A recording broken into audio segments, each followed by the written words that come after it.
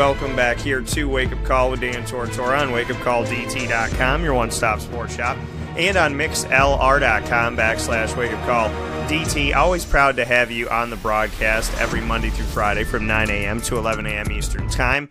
I thank everybody with being understanding in me being under the weather, unfortunately, for the past few weeks here, which has affected my schedule a little bit. But we're here, and we're doing well. The voice is better, as you can hear it. I sound more normal now than I have in the last couple weeks, and I appreciate you being here on Wake Up Call with Dan Tortora to spend some time with us today. And for anybody that needs any prayers, anything positive sent their way, any well wishes, which who doesn't, I send those to you today. I love you all. I appreciate y'all. And I don't say I love you unless I mean it, so please know that I do mean that, and I love you all very, very much. Even if I've never met you and I never meet you, I hope that you all have a great life and that you are good to each other. And I tell you that I love you because we all need a little bit of love, and who doesn't need to wake up in the morning and hear that positivity and hear that genuineness in a world that sometimes doesn't feel genuine anymore. So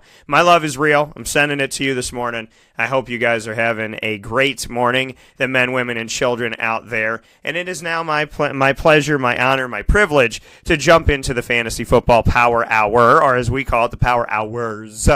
Proudly presented by the Wildcat Sports Pub, Camillus, New York. That's where you need to be watching all the games, not even a question. And then the Penn and Trophy Center, where we get our trophies, and you can get your trophies, even if you're out of town, by going to pennandtrophy.com. It's where we get the toilet bowl and where we get our mini Lombardi Championship trophy. And people love them both. And that is because the work done by Dan Monty and his staff is truly amazing. Over 6 decades of serving the Central and Upstate New York community and beyond. So to Dan and his family, thank you. And to Danny Tome, Heather Tome, and their family at the Wildcat, thank you as well. With that being said, Mike Sofka is my co-host in this beautiful segment that we do for you. Get your pen and pad ready. We never say pencil because Mike and I believe what we say. So we're not going to tell you to get a pencil out. We're going to tell you to grab that pen and get ready to go.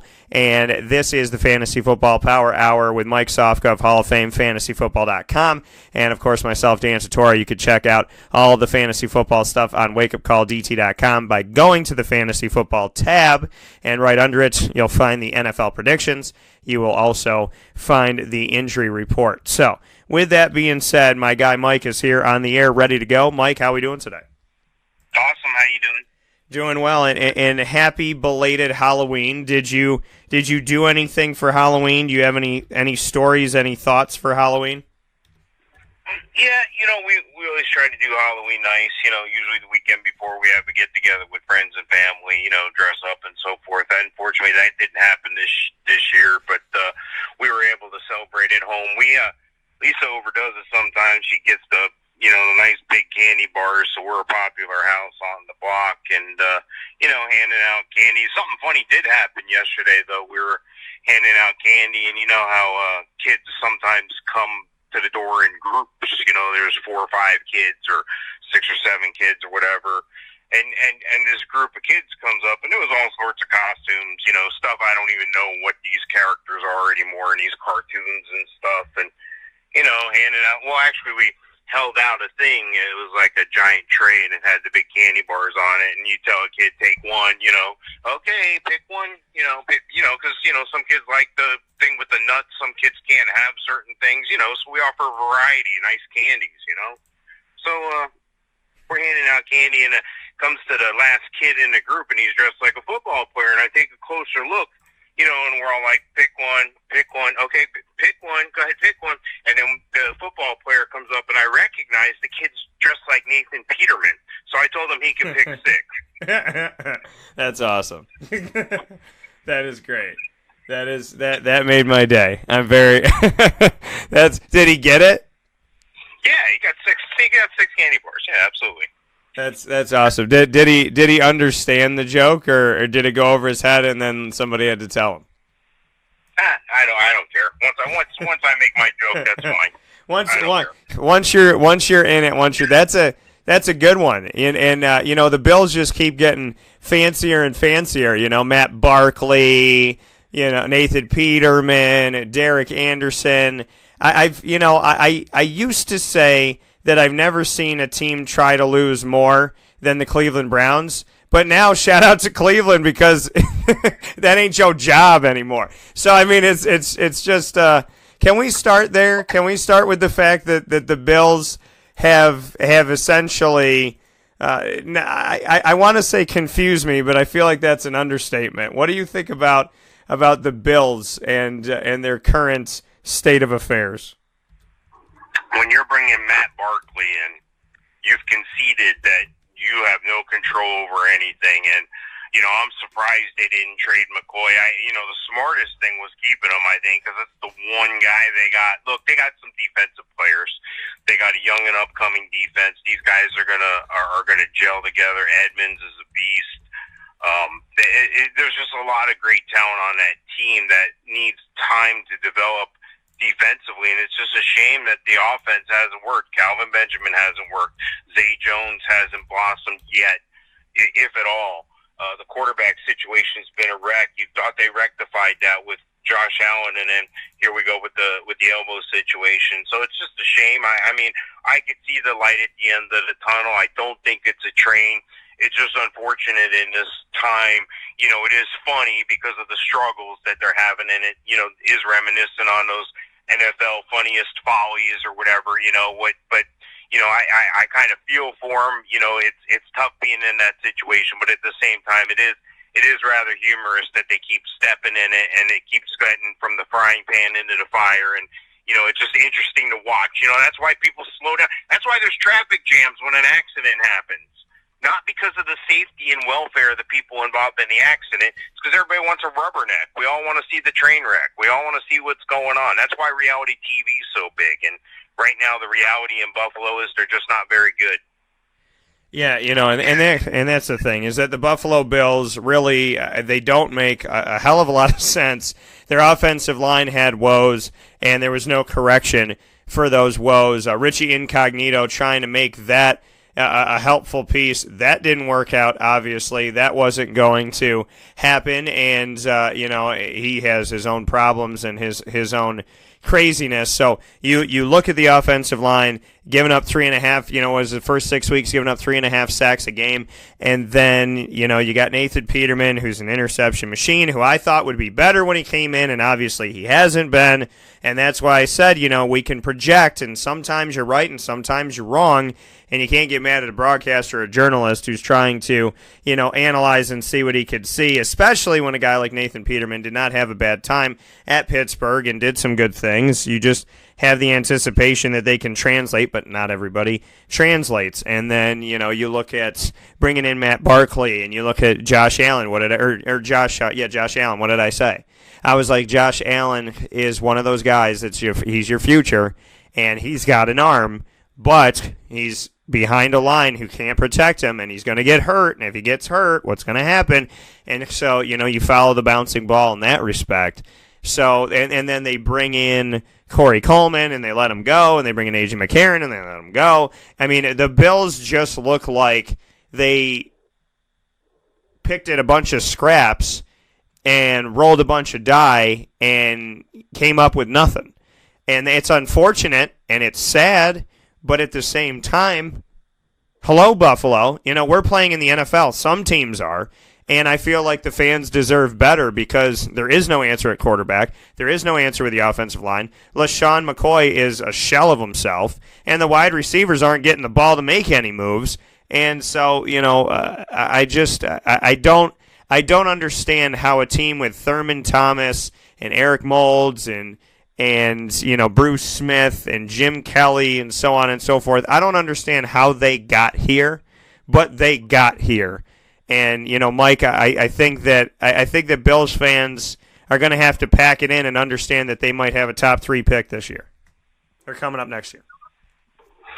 Yeah, it's a shame, but, that'll actually be beneficial. The struggles do bear fruit at the end. It's ironic, but that's what happens in the NFL.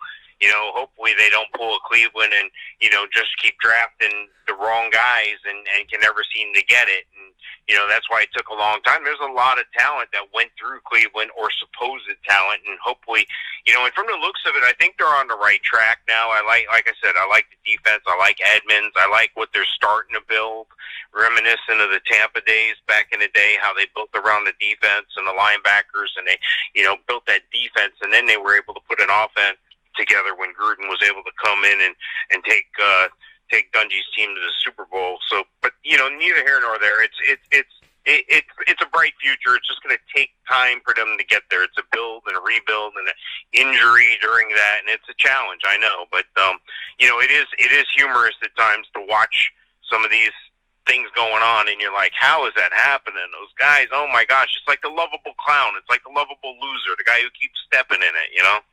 Yeah, and it's unfortunate, but it is something that's going down. We have a question to answer in just a second here. We will get to it, I promise.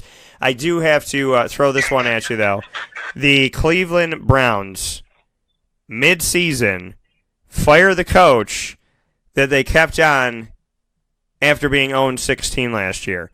So they bring in Baker Mayfield, they bring in Nick Chubb, they bring in Jarvis Landry, they bring in Antonio Callaway, and so on and so forth. They're 0-16 last year. They say, Hugh Jackson, here's all this talent. You could get it done. Todd Haley, here's all this talent. You could get it done. And yet, we are here this morning at the midseason mark, a little bit over the midseason mark. And Cleveland doesn't have their OC, and they don't have their head coach. What in the hell is going on in Cleveland, Mr. Sofka? Well, there was obviously some sort of internal struggle. There was obviously some sort of contemplation over whether to keep Hugh Jackson and whether, Todd Haley was going to be around. There was struggles between Hugh Jackson and Todd Haley. There was struggles between some of the management, Hugh Jackson, and it's just quite obvious that, the plan was set forth. And, this is a team that's a couple field goals, a couple plays away from having a winning record, so that's a shame.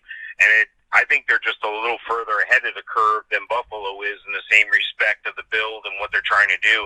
But Cleveland's had the opportunity of many years of top picks and top-level picks. Unfortunately, those haven't panned out. But some of them are starting to gel. It looks like Nick Chubb is a capable guy who can take over. That's why they were able to deal Carlos Hyde. It looks like Mayfield is going to be the guy. I'm real excited for the future of the NFL. When you look at the matchups like a Mayfield and a Mahomes, and these are the Tom Brady, Aaron Rodgers type situations of the future that we can look forward to. So it's exciting when there's still some good football, and exciting when you can see what's about to blossom in the NFL in respect to the teams like Cleveland and Buffalo, who are going through some tough times, and you could tell they're not far away. They're, and it's exciting to watch something grow. So, I'm looking forward to seeing those teams do better. And you know what, for everybody's sake that's on the field, I hope so. But at the same time, it's just very interesting. Like I said, it's very interesting to watch people, respond and how they overcome things. That's, I think, what we do as human beings. We respond to things, adversity, and it's how you respond to that adversity. It's not always what you do. And sometimes it's how you respond to what other people do. So I'm interested to see that growth in Cleveland and Buffalo. Yeah, it's going to be interesting to see what can happen here, with Buffalo, as well as with, Buffalo with a rookie quarterback and Cleveland with a rookie quarterback. Before we get into the games of the week, Mike, really quick here, mid-season firings, fan of them, not a fan of them, case by case, how do you look at everything? Because, I'm not going to load the question. I'm not going to give my thoughts, but I'll ask you and then I'll give mine. Mid-season firings, thoughts on those? Well, I think it depends on the situation. I think if you're in a situation that Cleveland was in, I think it makes a lot of sense because now you have time. It's already not working. What can be worse? We're already in the fire. We've already, great. We unlocked the beer coolers. Everybody had a beer on us. Great. We still aren't winning enough games. So it was the ultimate situation that they couldn't figure it out. They couldn't get things going in the right direction. Everybody was pulling in a different direction. So it was unfortunate. But I think that the midseason firing puts a team ahead of the curve because now they're the first in line. They're the first job opening. They're the first one that people are thinking of when you're looking at these coordinators, and sometimes they come from Super Bowl contending teams or playoff teams, and they can't negotiate or talk to new coaches until after those teams are eliminated or after the Super Bowl if they're coming from the Patriots or some other Super Bowl type team. You know, the bottom line is still the same. You know, there's guys out there that are deserving of head coaching jobs. There's some guys out there that are doing good head coaching jobs, and there's some guys that you look at them and you're surprised they still have jobs. So it's a constant in the NFL. If you're hired as an NFL coach, I'm sure it's a great day, but just be prepared because there's a very good chance one day you're going to get fired. You know, that's how most of these things end, unfortunately, and a lot of these guys, this is their whole life. So some guys are on the way up and some guys are on the way down. But I think if you're in an ultimate situation where this just isn't working, just go ahead and cut it clean, move on, and put yourself at the front of the line to make something positive happen for yourself in the future. Because that's what you want. You want a better future. You want a good coach. Why not get in the front of the line? Absolutely. And, you know, put yourself in a position where you now have plenty of time to make the right decision. Now it's just about researching and making the right decision. It seems like, you know, Antonio Callaway and Jarvis Landry and Nick Chubb and Baker Mayfield, that those were the right decisions. Now it comes down to making the right decision on a coach, and that's something that they could spend a lot of time with and be very smart with, have somebody fill in for now. But now you have an opportunity to have those discussions, have those interviews as early as possible, and don't let anybody fool you. You know, you can't talk to this guy, you can't talk to that guy. That doesn't mean that it doesn't happen. It doesn't mean that text messages don't go back and forth. It doesn't mean that there's an open line of communication and, oh, I was just wishing him a happy birthday. So, you know, there's something to be said about that. And I think that, you know, Cleveland's made good decisions lately that were very un-Cleveland of them. Let's see what they do from here. The question that we have before we get into this week's games is Doug Martin or Nick Chubb. I have my answer. I think it's a pretty easy one. What do you think, Mike?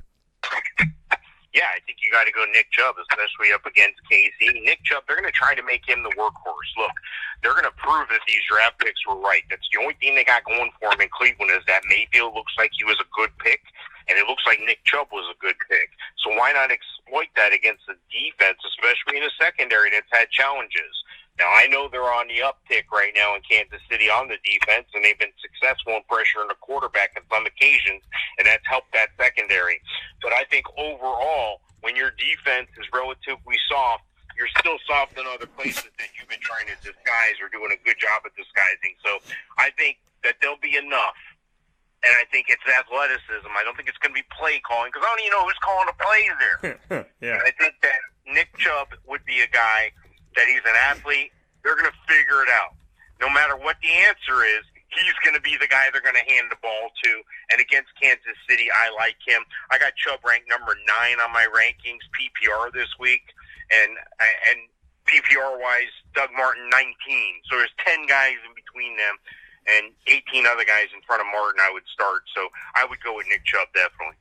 Yeah, I would absolutely go with Nick Chubb. I didn't like Doug Martin when he was the starter in Tampa, and Nick Chubb has to be the guy. I mean, I thought him and Carlos Hyde were a nice 1-2 punch, but obviously the team thought different, and we stand where we stand right now. So it'll be interesting to see where, you know, Cleveland goes from here, and if Nick Chubb can really get it done and Duke Johnson Jr. can help him out. But as of right now, you know, it's pretty awesome, and it's a pretty amazing treat for the Cleveland Browns fans that they have somebody like Nick Chubb who's going out there and doing what he needs to do. The hope is that, you know, they made the right decision with getting rid of Carlos Hyde and bringing him in. But between Doug Martin and Nick Chubb, I don't even think it's a contest. I think it's a very easy answer, and that's why Mike and I are both going with the same one, and that is Nick Chubb. Tonight is the game Oakland at San Francisco. They couldn't play preseason games. They had a preseason thing. They used to go back and forth with each other. Well, they did that a couple of years ago, and a fan got badly hurt. The violence between the fans is ridiculous. So let me preface this by saying, number 1, it's All Saints Day. Number 2, don't be a jerk. Number 3, if somebody wears a different color than you, deal with it. and understand that you can have a rivalry that doesn't have to end in violence. With that being said, Oakland is playing at San Francisco. What do you think about this one, Mike? Yeah, this is an unbearable game, and I usually try not to be negative about watching a football game, but I might find something else to do tonight. Or I may have to look at this like the train wreck game. And it's quite simple. And, let me touch on something first. You talked about the violent situation. I think this is nothing more than like a gang color situation. But both teams and their fans need to understand you're 1-6, you're 1-7. No one else cares. And if the best thing you can do is take the guy that lives across the bridge and beat him up, well, that's a sad state of where you're at. Look, the teams are a wreck. Both teams are a wreck. There might be a guy starting at quarterback for San Francisco that was an undrafted free agent in Nick Mullins because C.J. Beathard is highly questionable right now. And they're favored to win the game, San Fran is. We don't know who the quarterback is. He might be some guy who was bagging groceries somewhere last year, and yet he's going to start in a primetime NFL game with two teams that are 1-6 and 1-7. It's bad. But you know what? Gruden's team has been just as bad. They've made some questionable decisions as well. You got to wonder where they're at. The bottom line is this. There's a handful of guys you may consider playing, but let me just highlight why I said this might be unquestionable, okay? With the Beathard injury, that could force the 49ers to start Nick Mullins like we talked about, okay? Now, it doesn't look like it's going to end well. I don't see how the Raiders aren't favored in this game, but there's still a chance. Now, listen, they're not only challenged at quarterback, they're challenged at running back. It might come all down to Alfred Morris. Breda's still dinged up. Mozart's dinged up. They're already shorthanded at safety, linebacker, corner. I mean, this is a train wreck waiting to happen for San Fran. Pierre Garçon was waiting to come back from injury. He's been slowed. Then he was almost traded. I have no idea what's going on with either one of these teams. There's not a lot of fantasy value. The one guy I find the most value in, ironically, is the tight end from Oakland, Jared Cook. They're going to throw the ball to somebody, and that's the guy they're going to throw the ball to. Amari Cooper departing, you'd think that would give Jordy Nelson a little bit of a bump. I think it does, but how much? To what extent? I'm trying to find something else positive. Derek Carr is a number 18 quarterback this week. Maybe if you got somebody on a bye, maybe if you got Dalton on a bye or Luck on a bye or Wentz on a bye or somebody on a bye, maybe that's a fill-in for you. And San Fran, I'm just finding it really challenging outside of who? The tight end, George Kittle, number 2 tight end. So that's where the value is for both teams on the tight end position. I don't find a lot of value in any other position for either team. I mentioned Doug Martin before. He's a number 19 running back. Jalen Richard in a PPR situation, if he's able to take the field, he'll be the third down guy, maybe as a flex if you're stretching. But, if you got either tight end, I don't need to tell you you're playing the right guy. And the only guys that I would play tonight in this game. Yeah, I think between the Raiders and Niners, I'm picking Soul Plane, which will be on BET at the same time. I think that's what I'll be watching tonight. So I think I'll be watching Soul Plane. I feel safer with that pick than any other pick. Really quick here on any injuries that we have to look at for San Francisco and Oakland, and hopefully we're not including the fans on this one. So please be nice to each other out there. Don't be a jerk. Marshawn Lynch obviously is on injured reserve. Nobody else to worry about. You don't have to worry about Amari Cooper dropping passes because he's not there anymore. San Francisco, C.J. Beathard was limited on Wednesday. He has a wrist injury, which for those of you playing the home game, that's not good if you're a quarterback. Matt Breida has an ankle injury. He's limited. And Raheem Mostert has an ankle injury, and he is questionable as well. And Pierre Garçon has a knee injury, and he is questionable. And the offense in general is questionable. It started out with giving a lot of money to Jimmy Garoppolo, and it's become pretty much the 49ers before Jimmy Garoppolo last year. So that's the irony of it all. For the Raiders, who do you play in this one? This is tough. No, it's not. So, I don't know. Jordy Nelson as a flex player. Jared Cook yay. And, Jared's actually getting the looks that I thought he'd get last year. Derek Carr, like Mike said, if you got a bunch of people off and maybe he's the other guy that was on your team that you only have to play for 1 week, I understand that. I get that. It's not a bad plan to have, but I would play Jared Cook. I would consider Jordy Nelson and Derek Carr if he's your backup. Well, then you got to do what you got to do. Nick Mullins, I'm excited to see what he could do out of Southern Miss. I want to see if he can make it happen. So it'll be interesting to see what Nick Mullins will do if he gets the start. What I can tell you is I'd rather watch him than Matt Barkley. But I'm not liking the quarterback of San Fran. I'm not liking the running back situation because everybody's hurt and Alfred Morris is still terrible. So Marquise Goodwin, again, it's the quarterback issue in George Kittle. So Goodwin and Kittle, they're wide receiver 4 and tight end 4, in my opinion.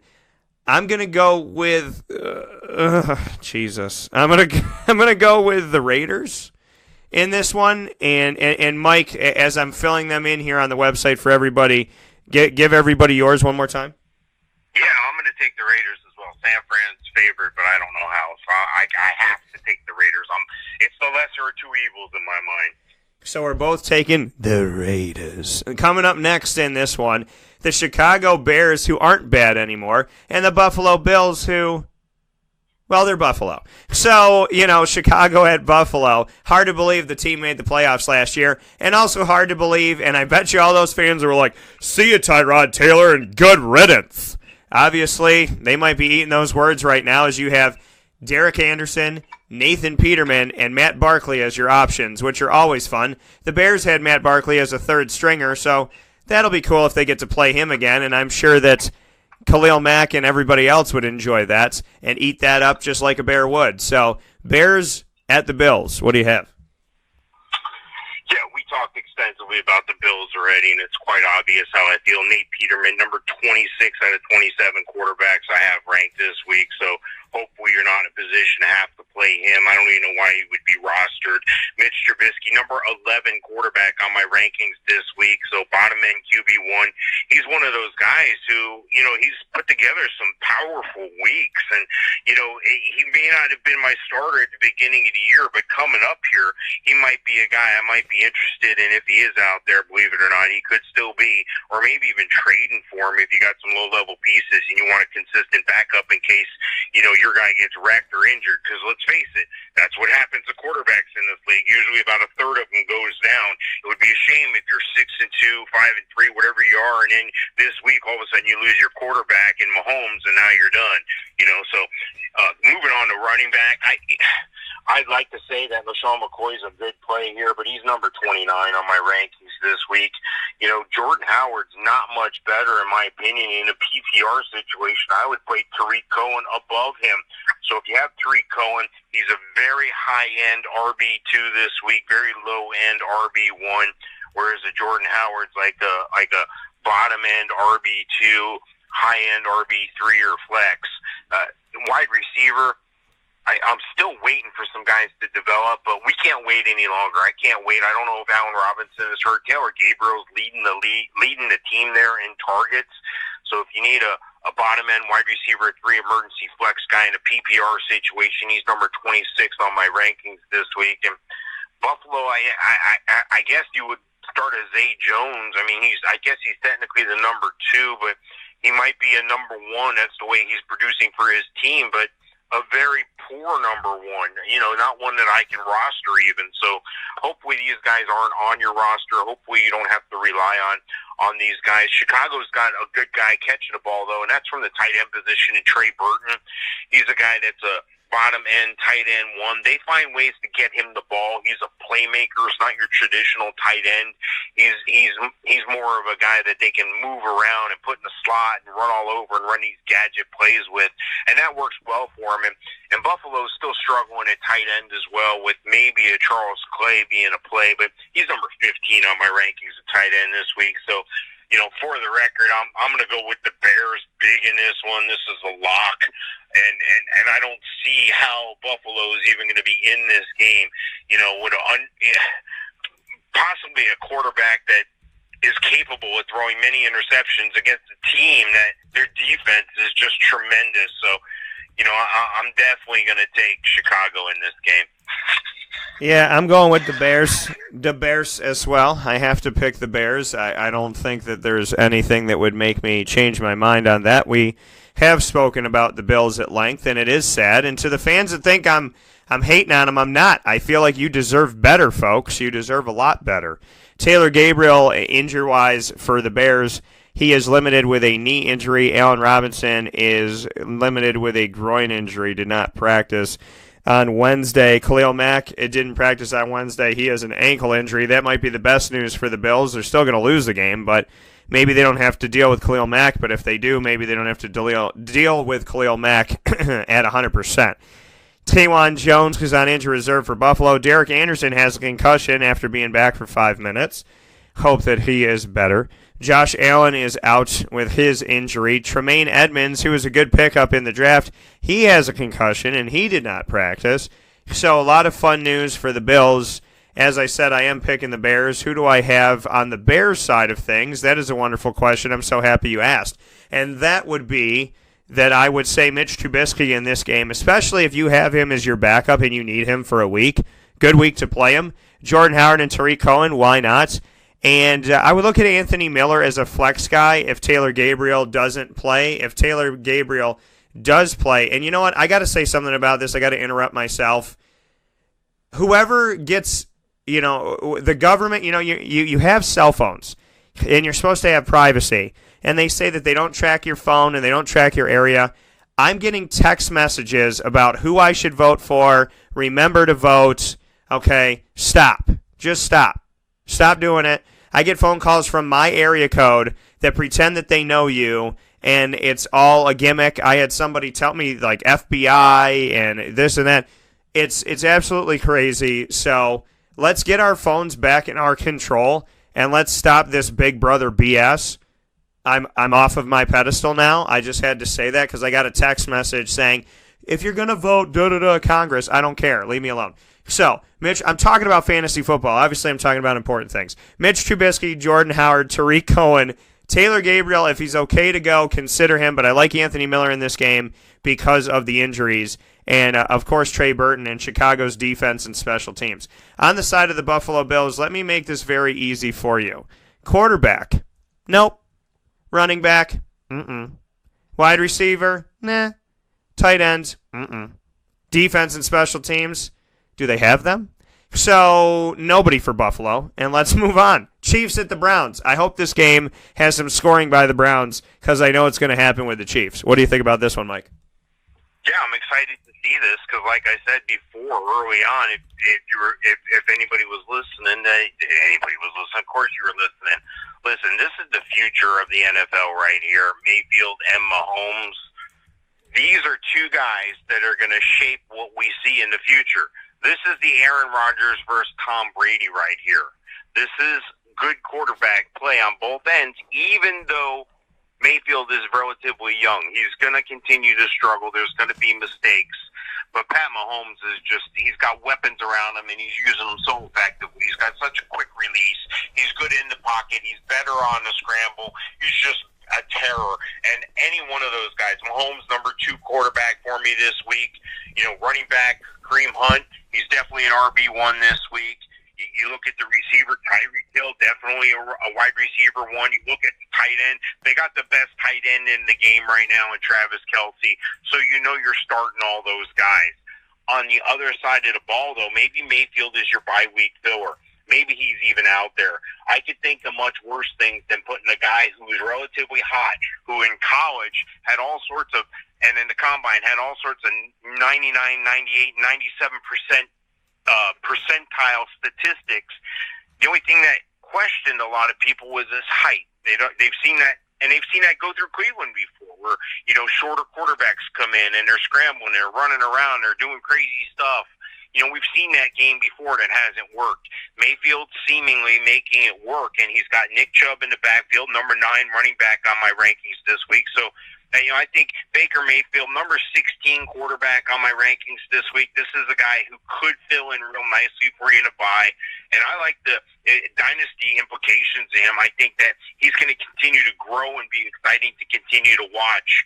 Jarvis Landry is the number 1 target there. He's the number 15 wide receiver on my rankings this week. And, David Njoku's been pretty consistent. He's been pretty consistent, a number one tight end the past several weeks. He's number 9 on my rankings. So I think there's going to be some good fantasy value on both sides of the ball. Obviously, the better team is the Chiefs. That's who I'm going with, and I'm excited to watch this game. Yeah, this game, hopefully, like I said, will be a good one. Hopefully the Browns can get some things going. The Chiefs are a lot of fun to watch. Right now, the Chiefs and the Rams in the Super Bowl would be the most exciting one for me. I think a lot of fans would, pick a team. I think we would see a lot of people say, okay, I'm going to be red and I'm going to be yellow. I feel like it would just do something awesome for the country to see these two teams go at it. I really have a lot of respect for the Chiefs. I think that they've been tremendous, and and the Browns, they're getting so much better. I always have had a soft spot for the Browns, especially when they came back in 1999. So, when they're playing and they're winning and they're doing some good things, or they're at least getting consistently better, it does put a smile on my face, and I am happy for the people of Cleveland. So, keep going and keep making it happen, and hopefully things will get better.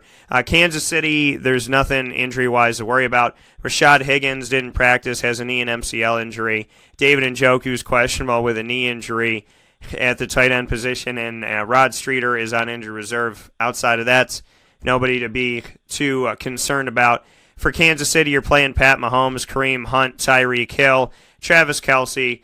That's easy. And then on the other side for Cleveland, if this is your week where you need a backup and you picked up Baker Mayfield for that week where somebody's off, not a bad time to play him because Kansas City doesn't really play a lot of defense. Nick Chubb, I do like him as a running back too. Duke Johnson Jr. still a flex guy for me. Antonio Callaway's been stepping it up. I do like him as a low-end 2, high-end 3 wide receiver, maybe high-end 3. I'll lean a little bit more there. Jarvis Landry, I'd put Jarvis Landry a little bit above Antonio Callaway. And, if David Njoku is good to play, he's not a bad choice, but there's better choices at tight end. And I'm going to pick the Chiefs to win this one. Mike, I think you and I can both agree that, even though this game may be fun, Cleveland just doesn't finish games, and that makes it hard to pick them. Yeah, absolutely. It's they got all the coaching questions going on now, so there's some talent there. There's some redeemable talent, no matter what the play call is or who's calling them, based on the talent that's on the field. And this is a good week for them to convert fantasy-wise on some of that with the relative struggles of the Kansas City defense. So it's going to be interesting to watch this game. Well, the thing that's great, you don't have your head coach, you don't have your offensive coordinator, so you can't really get in trouble if you go run your own plays out there if you're Baker Mayfield. Yeah, just draw them up in the dirt. Let's go. You go down to the bottle cap. No, you're the trash can. Yeah, no. Yeah. Be like, hey, coach wants us to do this, but Antonio, when you go out up against the DB that you're against, what happens? He's like, oh man, I'm getting open all day on the left side. Be like, all right, I'm going to throw it to you. We're supposed to run it, but I'm going to throw it to you on this play. And then when you get a touchdown, you just go over to the coaching staff. You throw your hands up in the air like, I don't know, it worked. So what are you going to do? Be mad at me? And I would look at him and be like, better watch out. I just got a couple people fired. So kind of an interesting scenario. The players are running the ship at Cleveland right now, which that's okay. They got some good players now. Jets at the Dolphins. What do you think about this one? Well, I'm going to give everybody the pickup of the year right now, and he may still be out there, and it may not come to fruition this week. But something you definitely want to run and do right this minute is go pick up Elijah McGuire. Elijah McGuire started the year on IR. Bilal Powell just went on IR. He's going to seamlessly step into that role. Trenton Cannon, capable of providing a little bit of support there in the running back situation for Isaiah Crowell, but not to the level of a Bilal Powell. And Elijah McGuire has the juice to do that. He's going to be coming back. It's not clear whether he's going to be fully back this week or next week, or whether they ease him into it. But if you're looking for support on your bench, you got a bye week coming up here in the next couple weeks. Your waiver wire's thin. You're going to have to type his name in. You can't just pull up players because he's not going to have any stats this year. Elijah McGuire, go pick him up right now. Now, that being said, Sam Darnold's been nothing more than a bye week filler, but this might be an okay week for him. Again, not a guy you would roster, but if you're in a pinch at quarterback, Unfortunately, he's ranked relatively low this week. But you know what? He's going to have his challenges. So if you're in a team, if you're in a league that doesn't penalize you for interceptions, he might be worth throwing out there. But he's the number 24 out of 27 ranked quarterbacks for me this week. Brock Osweiler's been getting it done a little bit here. And, you know, he said, and he came out and said, and I didn't understand this, but he said, you know what, when you secure that quarterback job, you don't want to give it up. Like, he's already posturing. Well, I don't think he's good enough to be much more than just a line above Sam Darnold, and I don't know that he can say those things. I'm sure that Miami's anxious to get Tannehill back, but I don't know. Are they? We're going to have to see, because I think Tannehill's on a contract year. Brock Osweiler, number 23 quarterback on my rankings this week. Miami, Kenyon Drake's been challenged at times. This week he's the number 15 running back for us. Frank Gore's been able to tote the rock a little bit. He's a little bit dinged up right now, so it'll be interesting to see if he's able to make the game. Kenny Still's been dinged up. You know, Miami's really been dinged up at receiver. Albert Wilson dinged up. Danny Amendola has flourished during this time. He's been given some better opportunities. He may be a guy that's still out there on a wire as well. Danny Amendola, number 23 target on my rankings this week, so that's a decent play, especially if it's an emergency pickup for you. You know, that don't really feel they have the support at tight end yet in Miami. And going back to New York, you know, they've had their own challenges for the Jets at receiver with Inouye being injured, Robbie Anderson being injured. Jermaine Kearse looked like he picked up the pace a little bit, but now that's not an option. That doesn't look like. So I don't know if anybody's ever heard of Chris Herndon. All he's done is score like 3 touchdowns in the last 3 weeks off the top of my head here. This is a guy that you can count on to jump in there. He's a number 16 ranked tight end on my rankings this week, so I don't think you can heavily invest. But again, if you're in a situation where you got somebody on a bye, you know, maybe that's an alternative for you. But not a lot of fantasy value on either side of the ball. There is some things that, you know, sparked my interest here. Not really excited about watching the game, but I think these games always come down to the last minute, and they're always usually close. And for some reason, a lot of these teams have trouble in Miami, so I'm going to take Miami in this one, in a close one. Yeah, I think, you know, ultimately when it comes to, you know, this game and it comes to the Jets and just, you know, playing in Miami, I agree with you. Miami, for whatever reason, is a tough place to play in, even for the Patriots at times, which is pretty crazy. And, you know, I mean, the Jets, you mentioned a lot of injuries. There's obviously a lot going on with the Jets. I mean, they haven't had a terrible season. They haven't had an absolutely awful season. I think that they've done some good things out there, but Quincy Enunwa is questionable to play in the game, and Robbie Anderson is questionable to play in the game as well. Like you said, Bilal Powell is on injured reserve. And then, you know, besides that, when we look on Miami's side of things, you know, Miami's been up and down this year. They were trying to show that they could do some good things and get some things done. Ryan Tannehill, once again, is injured. The only consistency he has is injury. And then Kenny Stills has a groin injury, and he's their best option at wide receiver. So, you know, this game has a lot of injuries on both sides for these teams, and it just, you know, it makes it ugly. However, these are the tight games. These are the 13-10 games, the 17-14 games. So, you know, Sam Darnold, do I feel good about him? No, I think he's a quarterback 3 right now, low end 2.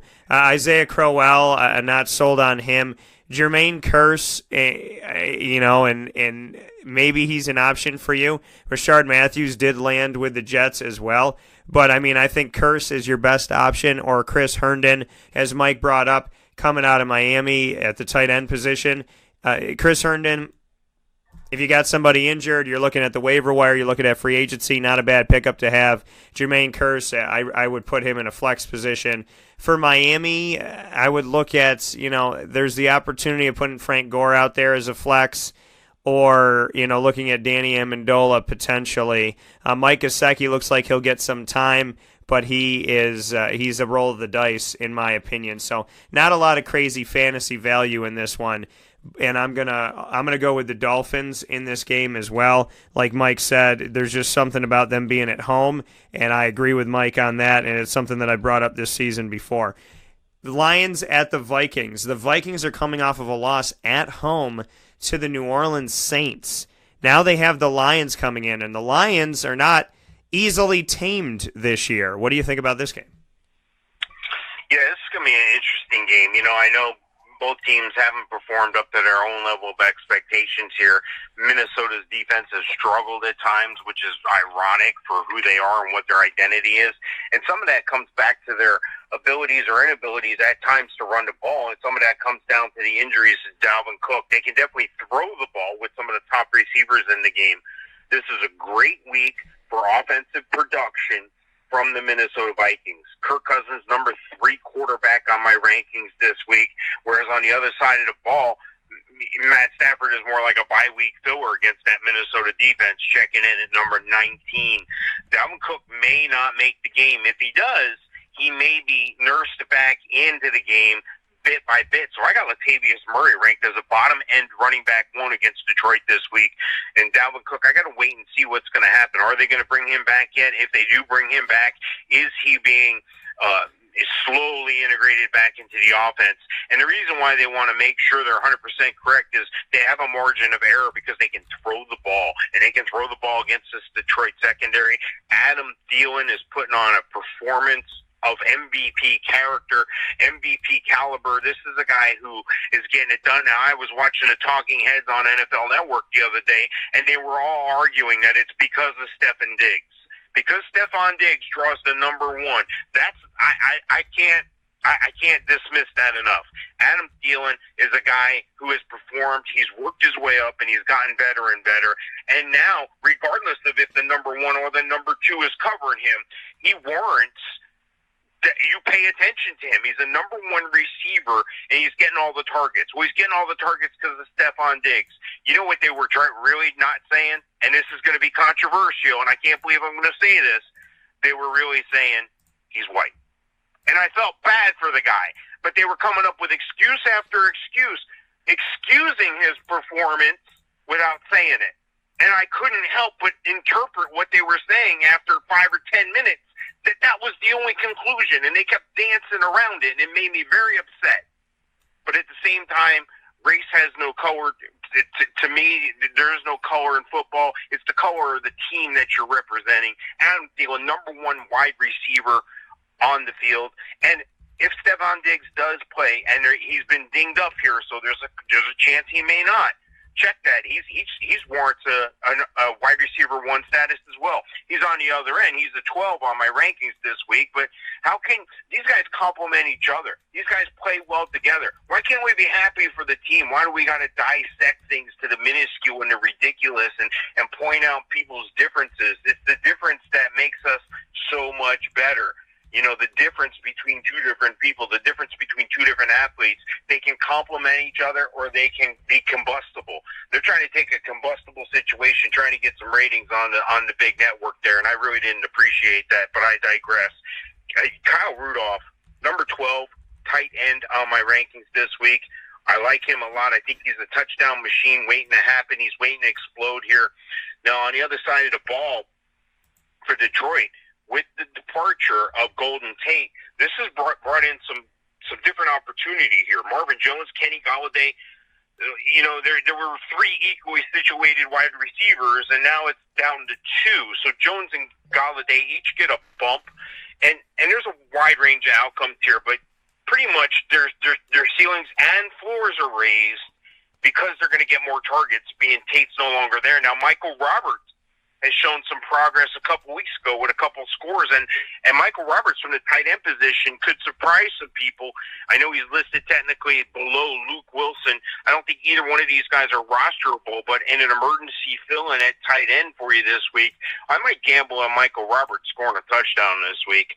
I like Minnesota at home in this game, and I think it's going to be closer than people think, but it's not going to be close. Yeah, I'm going to go with the Vikings in this game as well. I think that, they went up against a Saints team who's vying for a Super Bowl bid, and I'm ecstatic for the potential of seeing the Rams and the Saints in the playoffs against each other. We get to see them this week in Week 9 on Sunday, November 4th at 4:25 p.m. Eastern Time. So you better watch this week because this could be a sign of the future. And when it comes to, injury-wise in this game, really nothing to be concerned with when it comes to the Lions side of things. Theo Riddick's really the only guy that is out there is questionable. Stephon Diggs is questionable with a rib injury for Minnesota. We're also looking at Delvin Cook's hamstring, which just like Leonard Fournette, and both drafted in the same season, both drafted 2017. Both of those guys hampered by the same injury, and both of them really not having anything of a season this year. So, on Detroit's side of things, LeGarrette Blount, Kerryon Johnson. I like Kerryon Johnson in this game. LeGarrette Blount's going to get you short yardage, potential touchdown opportunities, but he's not going to do much outside of that. So I would consider LeGarrette Blount, just knowing that you might get 6 or 7 points out of it. Outside of putting him out there in that respect, I do like Kerryon Johnson. I think he's had himself a pretty good season. And, and then as far as a rookie season, and then Marvin Jones and Kenny Galladay, I'm not against either one of these guys going out there. I like them both. I think with Golden Tate gone now, there's going to be even more of an emphasis on these gentlemen. So I would like to see what they're going to do, and I am a fan of what they have. So I like them both. And then, you said Michael Roberts. I don't disagree with you on the potential that Michael Roberts could score a touchdown this week. I think that very well could be something that happens. And so, he would be not a high priority at tight end for me, but he would at least be considered, in my opinion. And then on Minnesota's side, I like Kirk Cousins. Latavius Murray, I would like to see a hell of a lot more from Latavius. He has been extremely quiet. A running back in the situation that he has should be going wild right now. He should be taking the job. He should be making it so difficult for them to even consider having Delvin Cook come out and play when he comes back healthy. But he's not doing that. He's not doing that by any stretch of the imagination. So, for me, I would like to see Mike Boone step it up. I covered Mike Boone when he was at Cincinnati. I got to spend some time with Mike Boone, and I appreciate him. So I would like to see Mike Boone out there doing a little bit more. He had 3 carries for 11 yards most recently. I'd like to see a hell of a lot more than that. Latavius, you got to make it happen, man. I got Latavius as a flex guy, but I still don't trust him. So, he's flex at best. The Adam Thielen situation, Mike, I don't disagree with you that because, he is a Caucasian wide receiver. The emphasis is that he can't this and he can't that, and he won't this and he won't that. And I agree with you. I think it's total BS. I think it's ridiculous. I think that, racism is not just white against black. It could be against anybody. And, I think that unfortunately people don't want to believe that he can do what he's doing and don't want to give him credit where he deserves. I don't care if the only thing that I know Adam Thielen to be is purple, because that's the Minnesota Vikings color. And he's purple. Stephon Diggs is purple. Laquan Treadwell, Kirk Cousins, Trevor Siemian. Everybody's purple on this team. And Adam Thielen is arguably the best, if not top 3 best, top 2 best wide receiver in America right now. So give credit where credit is due. I don't care what his color is. I don't care where he came from. I don't care how much money he has. All I care about is what he is doing, and he is playing hell of a good football right now, and I give him a lot of credit for that. I love Adam Thielen out there. I'm happy he's on one of my teams. Stephon Diggs, not a bad play, but Thielen is the guy. And Kyle Rudolph, he's somebody that I could look to in this game as well. Like I said, I'm picking the Vikings. Falcons at the Redskins before we take a step aside. What do you have for this one? Yeah, it's going to be an interesting game. The Redskins defense has been playing really well the past several weeks, especially. They've been able to stop the run. They just brought in HaHa Clinton Dix, so it begs me to question that these guys are trying to shore things up to head in the right direction here. Atlanta has to pass the ball. They've been having trouble running the ball. They got some great receivers. Julio Jones, number 2 receiver on my rankings this week. Austin Hooper stepped it up. He's number 10 on my rankings this week. The running the ball situations where they've been challenged without Devonta Freeman, I don't know if Tevin Coleman's been able to fully get things done. They've been mixing in Ito Smith, and it's just not the same. But you know what? They got a decent quarterback in Matt Ryan, number 10 quarterback on my rankings this week. They're going to have to throw the ball. It's just a matter of what success they're going to have. They're going to have to throw the ball because Washington is going to be able to move the ball on them because of the weaknesses on the offense. But I don't think they're going to be able to push them around or light up the scoreboard quite yet. Alex Smith, still worthy of consideration at a number 14 position on my rankings this week for the Washington quarterback. Running back Adrian Peterson, the man has defied odds. He's quieted critics. He's mystified people with his play. He's been injured and dinged up. He keeps powering through. He's a consummate professional, and for an old guy, he's getting it done. Number 10 running back on my rankings this week. It's unknown if Chris Thompson's going to be back. He may be back. If he is back, he's worthy of an RB2 consideration, RB2 to RB3, maybe a flex consideration. Number 24 on my rankings. And at wide receiver for Washington, Jamison Crowder's been dinged up. Doxson's been trying to answer the call. Jordan Reed finally stepped up a little bit this week. So that's the weakness I think they have, is being able to have that air attack. You would have thought Alex Smith and Jordan Reed would have paired up nicely all season, because that's what Alex Smith does, is those short little passes. Hopefully for Washington, Jordan Reed and Alex Smith owners, they can get this going for you in the right situation, especially in a PPR league. That's huge for a guy like Jordan Reed to get those short passes. So I think Jordan Reed is capable of putting up some numbers in this game because of that soft secondary. So I got Jordan Reed as the number 5 tight end this week. So there is some fantasy implications in this game. I'm going to have to go. Geez, it's almost a coin flip for me here. I'm going to go with the home team in the Redskins. Defies kind of what I've been saying fantasy-wise, but fantasy and a real game are two different things sometimes. It's great to put up points, but if your guy's putting up points because you're playing catch-up or they're garbage time, that's what sometimes it amounts to.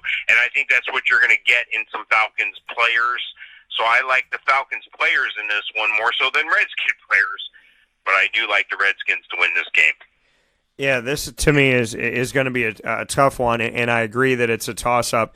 Atlanta can score a lot of points, but Washington has been very, very, very strong at home. And Washington, again, is leading the NFC East right now, and they're in a position to win the NFC East. They're first in the NFC East. They're 5-2, and at home they lost to the Colts, and then they defeated the Packers, the Panthers, and the Cowboys all at home in a row since then. So Skins are very, very hard to play at home. And injury report-wise, as far as Atlanta goes, Mohamed Sanu is questionable. That's it. Adrian Peterson has had a shoulder injury and an ankle injury, but he has been muscling through and breaking through and showing how strong he is and how lethal he can still be. So he didn't practice on Wednesday, but I would anticipate that we'll see him out there. Just make sure you watch the injury report. You can go to wakeupcalldt.com. When you go to wakeupcalldt.com, all you have to do on wakeupcalldt.com is to connect yourself with you go to the fantasy football tab, and right under the tab it'll say NFL injury report. You click on that, and that'll help you make some decisions. And if you have any questions, make sure that you message me on Facebook at wakeupcalldt, Twitter at calldt, so I can get you the information that you need. Paul Richardson did not practice. He has a shoulder injury. He hasn't done much of anything since coming from Seattle to Washington. And it's funny how he go from Seattle, Washington to Washington, and he's done the same thing in both places, which is be pretty much invisible. Jordan Reed has a neck injury. He is questionable to play, so watch that. Jamison Crowder is questionable with an ankle injury, and Chris Thompson is questionable with a ribs injury. So just make sure you watch each and every single one of those on the injury report on wakeupcalldt.com under the fantasy football tab. For Atlanta, I still think Matt Ryan's worth the play. I think Tevin Coleman is a low-end running back too. I think Ito Smith is a flex position for you, especially if you need somebody this week with 6 teams off. Julio Jones is worth the play. Calvin Ridley is worth a look. I think Calvin's going to have a quiet week. Mohamed Sanu, I'm not sold on him, and he's not 100%. For Washington, and Austin Hooper, I would consider him as well at tight end for Atlanta. For Washington, I like Adrian Peterson. If Chris Thompson's good to go, he can be their best receiver, and look at what he's up against. Jamison Crowder, who's hurt, Paul Richardson, who's hurt, Michael Floyd, who's doing nothing, and Josh Doxson, who's supposed to be the number one guy, but he hasn't gotten anything done. So it's really Jordan Reed, and it's if Chris Thompson's healthy, Adrian Peterson's your best bet with Washington. This is a really tough game for me. I'm going to pick the Falcons, but I think this is going to be a 3-point game. Let's take a step aside for a fast break. We'll be back in just a moment where sports meets life on Wake Up Call with Dan Tortora. This is a wake-up call fast break. Consistency is, well, consistently hard to find unless you head to 119 East 2nd Street in East Syracuse, New York, the home of the Penn and Trophy Center, who has been serving us Central and Upstate New Yorkers as well as beyond for decades. The Penn and Trophy Center on 119 East 2nd Street in East Syracuse, New York gives you an amazing and unique way to customize a memory today. Say it with the Penn and Trophy Center. Be it an Employee of the Month award, a sports award, something for your business, engraving for your family, your loved ones, anniversaries, birthday parties, and so much more, including remembering somebody who served in the military. Say it with the Penn and Trophy Center. 119 East 2nd Street in East Syracuse, New York. The definition of consistency is Penn and Trophy. Browse their products on penandtrophy.com. That's penandtrophy.com, and call them for more information at 315-422-8797. That's 315-422-8797. The Wildcat Sports Pub in Camillus, New York is located on 3680 Milton Avenue in the Home Depot Plaza. It is your family-friendly sports bar and restaurant. Folks, some sports bars aren't family-friendly. Some family-friendly restaurants are not sports bars. The Wildcat Sports Pub in Camillus, New York is proud to be both.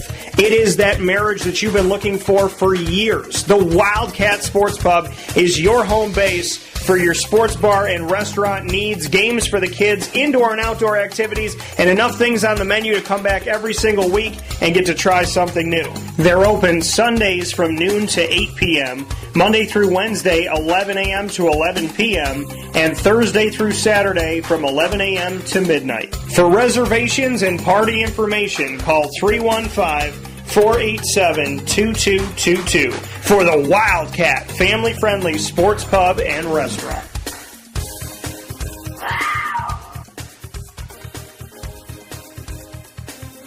Welcome back here to Wake Up Call with Dan Tortora on wakeupcalldt.com, your one-stop sports shop, and on mixlr.com/wakeupcalldt. Always happy to have you here on the broadcast every Monday through Friday from 9 a.m. to 11 a.m. Eastern Time. Appreciate you being here on Wake Up Call with Dan Tortora. And we are inside of the Fantasy Football Power Hour, which always becomes the Power Hours. And so we are inside of the second hour of giving you fantasy advice for Week 9 inside of the NFL. And I am here when I say we, myself and Mike Sofka, Mike of Hall of Fame FantasyFootball.com. Free ways and paid ways to help you make sure that you take care of your team in season. So do what you got to do to help out the man. Always appreciate Mike being on the broadcast with me, and always appreciate you tuning in to the broadcast right here on Wake Up Call with Dan Tortora. So much love and much appreciation for that, and a thanks to the Wildcat Sports Pub of Camillus, as well as the Penn and Trophy Center of East Syracuse and their new location, for all that they do to help bring you fantasy football every single week right here on Wake Up Call with Dan Tortora. Bucks at the Panthers, Mr. Sofka. What do you got? I'm sorry, you broke up. Which game? The Bucks at the Panthers. What do you got for this one? Yeah, there's going to be some change here, and hopefully you were able to pick up Fitzmagic. I think Fitzmagic is back. I think he's going to keep that job until he has another game where he throws 3 or 4 picks. Then we may see Jameson again. Hey, this is a sticky situation, and it all comes down to math. Pretty much, James is in a contract year here, and if he's on the roster at a certain point in March, I don't have the day in front of me, they have to pick up his option for next year at like $20 million. Well, if he gets hurt, they have to pick up that option. If he doesn't get hurt, they have options. So this is not just about Fitzpatrick playing better than Jameis, because trust me, they want to see what they really have in Jameis. I think they see what they have in Jameis. I think he's a guy who makes bad decisions on and off the field, and I think that affects his play on the field both ways around, and it's a sad situation that they can't give a guy who was a first-round pick and supposed to be the face of the franchise, they can't give him the keys to the organization because every time he does, he winds up on the news and suspended. Every time he does, he throws interceptions. He's great talent, great release, quick, great outside the pocket, great inside the pocket, but the bad decisions is where it's at, and this is what's costing the Bucs right now, is Jameis's bad decisions on and off the field. Fitzpatrick, when he gets on the field, he seems to light up the team around him. They like playing for him. I think Deshaun Jackson really likes the fact that Fitzpatrick is the guy. Fitzpatrick checking in at number 5 on my quarterback rankings this week. You know, I'd like to sit here and tell you that, the Panthers don't have a good quarterback like Fitzpatrick. Well, they do. They got the number 1 quarterback this week on my rankings, and Cam Newton going to light up that soft secondary in Tampa. Tampa's been struggling on the defense, and Cam likes him some Cam. He's going to get down there. He's going to call his own numbers, rush. He likes handing the balls to the kids in the crowd. I like it, too, and he's going to do that a lot this week, I think. Christian McCaffrey, number 2 running back on my rankings this week. Tampa recently struggling to run the ball. They were going to bring in Ronald Jones. That didn't work. He did score a goal line touchdown for the first rushing touchdown of the week in the last week or so. And then Peyton Barber started getting going. Was it the threat of Ronald Jones coming in that got Peyton Barber to take it to another level? Well, that other level is not quite high enough. I know he had a pretty decent week last week, but he's number 33 on my rankings. That puts him in a flex-only situation. And the receivers, Fitzmagic is going to throw the ball. This is where the value is going to be. It's not all a number 1 guy, but what you have is you have a Mike Evans at number 9. Well, they have more than that. They have guys that'll surprise you. They have an Adam Humphries. He may score a touchdown. That's a daily fantasy guy. That's that guy that could blow up this week and could win you in daily because he's going to be real cheap. Chris Godwin, same thing. Deshaun Jackson, you're going to see some life from Deshaun Jackson. Now, I'm not saying any of these guys above Mike Evans. I'm not saying any of these guys are rosterable on a regular basis. I'm not saying play these guys all the time. But they're feeling good right now in Tampa. And feeling is everything a lot of times. And I know they've been having some struggles in the secondary with Carolina. Well, O.J. Howard is going to try to exploit some of those. He's a number 11 tight end on my ranking. And on the other side of the ball, Greg Olsen, number 6 tight end.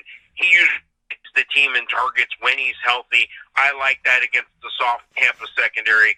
Again, Greg Olsen, tight end number 6 on my rankings.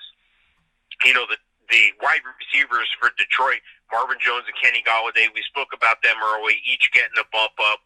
Luke Wilson may get into the action, but Michael Roberts looks like he might be the most promised to score a touchdown. You know, again, dark horse guy, not a lot of people looking at. Sometimes people don't pay attention to the little things. It's the details that win you championships.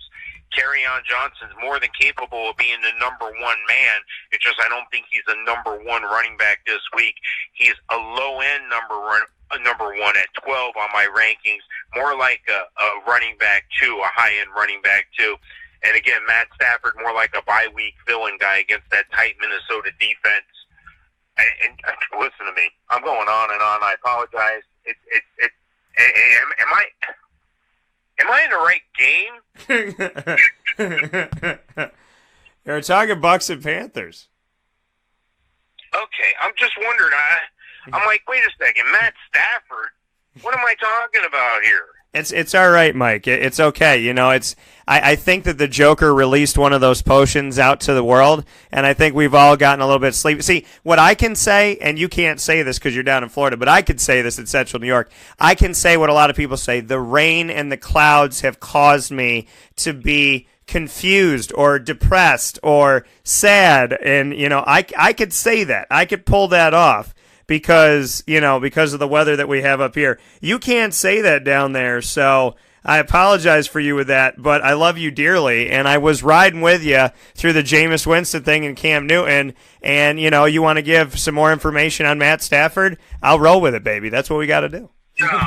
Here's the bottom line. You got to go with Carolina. You got to go with Cam Newton, all right? Cam Newton is the guy. He's going to call his own number. They're going to win by at least a touchdown. I'm going to take Carolina in this game. The Carolina Panthers. I'm also going to take Carolina in this matchup as well. And, you know, it's just, you know,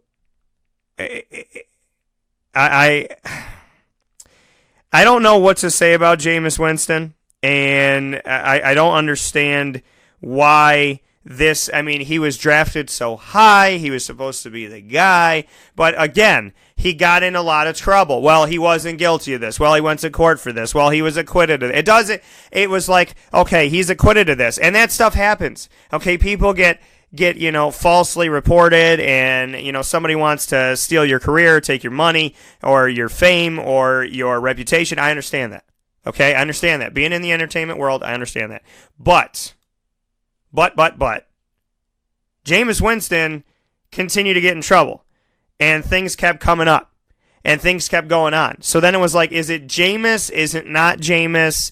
And now it kind of feels like it always was Jameis, and you're supposed to be the leader of the team. You're supposed to be the leader of the offense. You're supposed to be the guy that they could go to. You're supposed to be the voice of reason. You're supposed to be the voice in the locker room that everybody can listen to when everybody's quiet and they're listening to one singular voice. You are none of those things. You're a guy who stole crab legs from Publix. That is what is going on. So, I mean, I don't understand what is happening. I don't get why it's happening. And, this is where we're sitting right now. It makes absolutely no sense to me. There's a bunch of injuries. We got Mike Evans questionable on this thing. We got Peyton Barber questionable as well, for Tampa. And we have, Jameis Winston as just a questionable player out there and a questionable leader. Ryan Fitzpatrick was playing just fine. And this is what I always say. Don't rock the cradle. Don't shake it. Just let it be what it is. Ryan Fitzpatrick, when he heard the footsteps, as soon as Jameis Winston was like, when they played against the Bears, it was like, Jameis Winston is now available to play again. Ryan heard footsteps, and he wasn't himself. Tampa has done this repeatedly. Jacquizz Rodgers running the ball well. Somebody comes back, they throw him to the side. Ryan Fitzpatrick doing a good job. Jameis Winston comes back, they throw him to the side. Stay with Fitzmagic. There's a reason why everybody likes that hashtag for the most part. So let it be what it is. And I'd rather see Ryan Fitzpatrick run the team into the ground than Jameis Winston be here for another 5 minutes before he does something stupid again. Cam Newton, shouldering, and I don't think Ryan Fitzpatrick's going to do a bad job. So for everybody that thinks that I just said the Bucs will run into the ground, that's not what I meant. I'm just saying I would rather see Ryan on a runaway train than Jameis Winston, who'd probably be laughing the whole way as the conductor. Cam Newton, quarterback, is questionable in the game. Torrey Smith is questionable as well with a knee injury. And outside of that, really nothing to worry about. What do I like on Tampa? Mike Evans, if he's good to go, is a low-end 2. Well, he's a high-end 2. Deshaun Jackson, I would put him as a 2. O.J. Howard, I like him as well. Chris Godwin, if you got to go flex or waiver wire free agency. As far as Carolina goes, Cam Newton, if he's healthy and well to go, I'm going with Cam Newton. Christian McCaffrey all day, and Greg Olsen. And I would consider Carolina's defense and special teams since the Bucs don't have any. Steelers at the Ravens, my good sir. The Steelers are running the docket right now. They are going to that tour and and going through what they have right now. They got to play the Browns again. They got the better of them this time. Now they're playing the Ravens. What do you think about this one? Yeah, I think they're going to get the better of the Ravens this time as well. I'm going to go with the Steelers. I know the Ravens are favored. I know the Ravens have been playing some decent defense as of late. It's just I think the Ravens are having trouble running the ball, and the Steelers aren't skipping a beat with James Conner, number 5 running back on my rankings this week. And, when you talk about the Steelers, you got to talk about Antonio Brown. You have to talk about Ben Roethlisberger. Now, Juju Smith-Schuster's in that conversation, too. Look, Antonio Brown, number 4 wide receiver on my rankings. Juju Smith, number 16 wide receiver. And now you almost have to include Vance McDonald in that conversation. They're trying to become, and they're almost becoming like Minnesota, where you have to name all those guys. They're all number 1s in their respective positions. So the only exception is this week. I think Roethlisberger's a tick down. I think it's going to be led by the rushing attack of James Conner. I think that Roethlisberger's a number 15 quarterback on my rankings this week. And on the other side of the ball, usually can't count on Flacco. They're going to have to score to keep up with what I think Pittsburgh's going to be able to do. I think Pittsburgh's going to be able to score, and then I think Baltimore's going to be forced to respond. Joe Flacco, number 17 quarterback on my rankings this week. They're having trouble running the ball. That's why they went out and got Ty Montgomery. Alex Collins is going to be affected by that long term a little bit. Up until last week, up until this last game, I haven't really seen Javorius Allen do much of anything. You can't really count on him, and I think he takes a downgrade now with Ty Montgomery in the fold. It's not all going to happen this week. It's going to be a gradual progression over the next several weeks, but you could see that trend in that way, so make sure you're prepared for that. And, the Ravens, Michael Crabtree's been surprising me. He's worthy of wide receiver 2 consideration, number 20 on my rankings this week. And, of course, I would be remiss if I didn't talk about John Brown.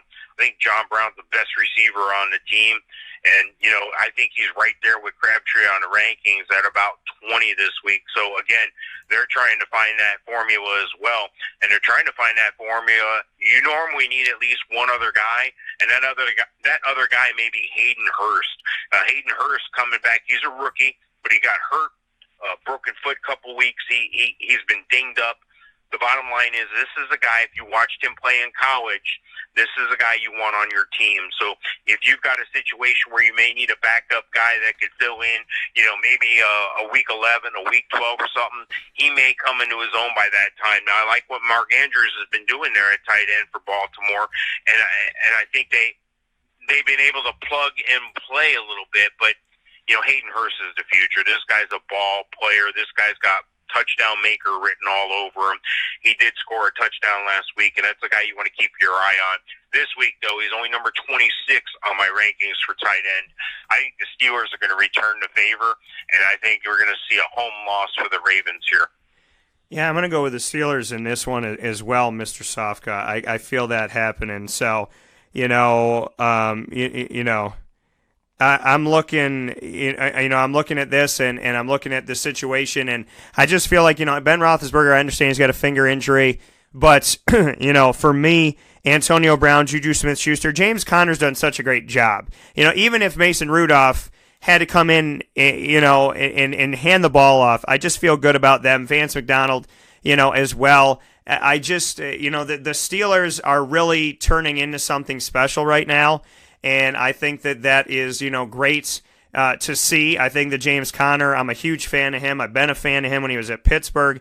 So I just want the best for the man. And, so I would play Big Ben in this one. Consider Big Ben in this one. I think he's a high-end quarterback, too, because the injury, low-end 1. James Conner, running back 1. Antonio Brown, Juju Smith-Schuster, Vance McDonald. I like them all. And then on Baltimore's side, Joe Flacco, if you got somebody on an off week or whatever, that's fine. You can throw him out there. Alex Collins, I think, will struggle, so he's relegated to a running back 3 for me this week. John Brown, I agree with you. Snead's been just like he was in New Orleans. He's on the field, but he's not. And then Michael Crabtree, he's been okay. He started off okay, but John Brown's kind of the guy that's getting the looks. I think Hayden Hurst or Mark Andrews is a toss-up right now. I wouldn't go to either one of them as your dominant, but if you need somebody, there's a chance that one of them or both of them is out there. Pick them up, throw them in this week, see what they can do. I do like John Brown, but I am going with the Steelers. Texans at the Broncos, Mr. Sofka. What do you have for this? Yeah, unfortunately, the quarterback play at Deshaun Watson's been suspect recently. He gets a downgrade, even though it's at Denver. I think the Denver defense is going to be able to pressure him a little bit. That's what they do, pressure the quarterback, and that makes the rest of the job of the rest of the defense usually a lot easier. Deshaun Watson, number 8 quarterback. Now, I'm not going to discount the addition that they have there at wide receiver. Demaryius Thomas should get more targets and better quality targets from a better quarterback that he had in Denver. So he should get a lot more vertical looks, too. I think he's lost a step or two. I don't think he's the threat to DeAndre Hopkins or taking some of his touches. Ironically, I think it makes DeAndre Hopkins a little better, a little more appealing, because if you're doubling DeAndre Hopkins, then you have the threat of Demaryius Thomas. So I think it works out for both. I think Demaryius Thomas is, first cap into the shoot here this coming game. I think he's the number 31 receiver on my rankings this week. But, DeAndre Hopkins checking in at number 5, definitely a wide receiver 1 situation. The thing about the tight end situation in Houston has been perplexing because they have Brian Griffin, they got Jordan Thomas, Jordan Atkins, all young guys, all stepping up individually. 1 week it looks like one guy, 1 week it looks like somebody else. Well, it looks like Jordan Thomas is going to try to secure that role and I think we're still going to see some Jordan Akins from UCF, but I think that Jordan Thomas is the answer they're looking for. I don't think either one of those guys are rosterable or maybe even playable this week, but it is something to monitor if you're looking at other receivers. Kiki Kuti may be coming back here soon. It's questionable if he's going to return yet, and if he does, how is the impact of Demaryius Thomas in play now going to affect him? He's more like going to be a number 3 type guy when he is back in full force. Lamar Miller, they've been struggling to run the ball at times because of that offensive line. He's the number 20 running back on my rankings. And like I said before, the Broncos are struggling at quarterback too. You know, you got to wonder if they're heading in the right direction with Case Keenum.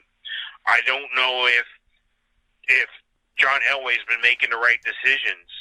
Did he make a wrong decision with Case Keenum? The jury's still going to be out on this, but, you know, he could be taking the Denver Broncos down the road that Cleveland and Buffalo have been down and are going down, where you're systematically breaking the team apart indirectly and not realizing it. You're overplaying your hand. You're making bad decisions. And ask Jameis Winston what bad decisions do for you on and off the field. It's not good. Case Keenum, number 22 quarterback on my rankings this week. And Denver's going to run the ball. And this kid, Philip Lindsay, he's all over the place. He can catch the ball. He can run the ball. I just can't explain this guy. He just pops off the screen at you. Number 14 running back on my rankings. This is a team that everybody thought Royce Freeman was going to walk in and be the guy. Well, Royce Freeman's been on the mend a little bit, and he looks to try to get himself back in the game. But don't kid yourself. It's Devontae Booker at times, but more so, it's really Philip Lindsay's show there. And now it's Emmanuel Sanders' show there with the departure of Demaryius Thomas. Cortland Sutton gets a big bump, though. This is a guy who was already breaking into the starting lineup and is fully capable of being the number 2 receiver. Watching the next year or so if he's not pushing to be the number 1 guy. But I think they got a good tandem there with Emmanuel Sanders and Cortland Sutton. And you know what? Jeff Auerman's been showing up a little bit as well. So hopefully this will push things in the right direction and prove me wrong that maybe Case Keenum wasn't the right decision for John Elway. But definitely in this game here, I'm going to have to lean toward the Broncos and lean that the Broncos are going to win this game just for being at home. I'm going to take the Broncos. Yeah, I'm taking the Broncos in this one. I think the Broncos, got something, they got something going. I don't think that they're, they're not a contender, but I don't think they're really a pretender either. I think they're somewhere in between. So, for Houston, DeAndre Hopkins, foot injury. Let me run you down this thing. Will Fuller's on IR. No surprise. It's really sad, but that's where he always ends up. And then on the side for the Denver Broncos, as we look at them, Deshaun Hamilton, the rookie, he didn't practice. He has a knee injury. He's out in the game. Royce Freeman, he's questionable for the game with an ankle injury.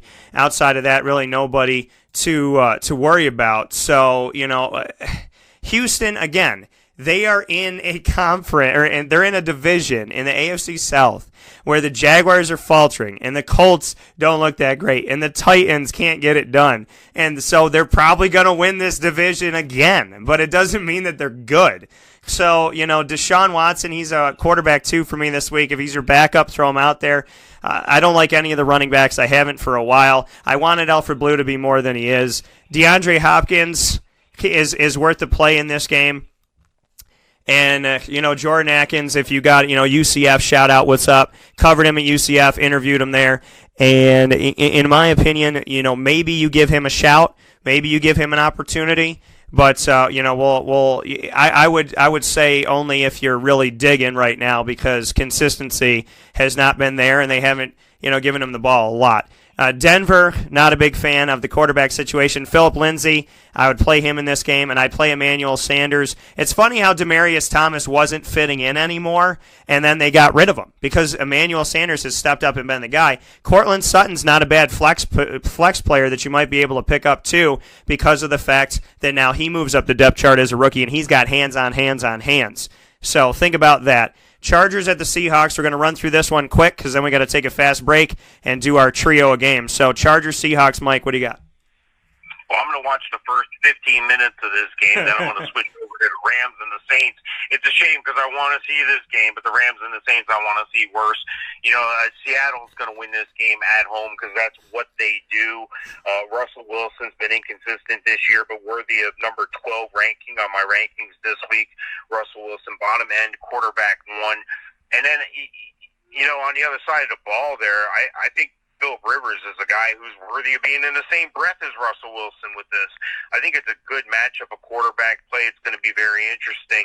And I think one of the reasons why it's going to be interesting is you take a look at some of the running back play that both teams can have. It's underestimated, in my opinion, that these guys don't get the credit they deserve. I don't think Melvin Gordon gets the credit he deserves for being a solid number 1. He checks in at number 8 this week against that Seattle defense. And then on the other side of the ball, I think it's the same thing with Chris Carson. I think Chris Carson doesn't get the notoriety he deserves. He's an excellent running back, but I just can't rank him above some other guys. So this week he's the number 28 running back on my rankings. And Seattle's going to have to spread the ball around. They're going to have to hope that Baldwin's back up to speed, that Lockett can continue that production, and that David Moore can continue to score touchdowns on a regular basis like he does. David Moore's an outstanding guy to pick up, especially in a touchdown-only league. He's only getting 3 or 4 targets a game, but he seems to be real important. Nick Van Ed Dixon checking in at tight end. I don't think you could roster either one of those guys, but maybe as an emergency bye week fill-in for you.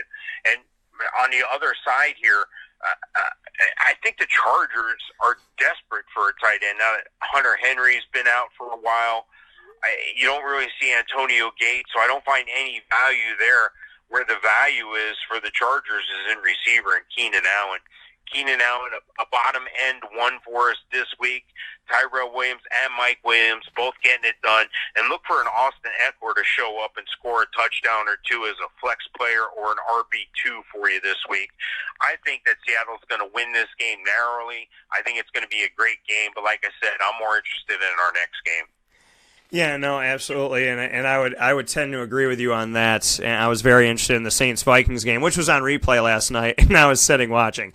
So, and that's when you know you're a true fan, because you will sit and watch a game that you already know the outcome of.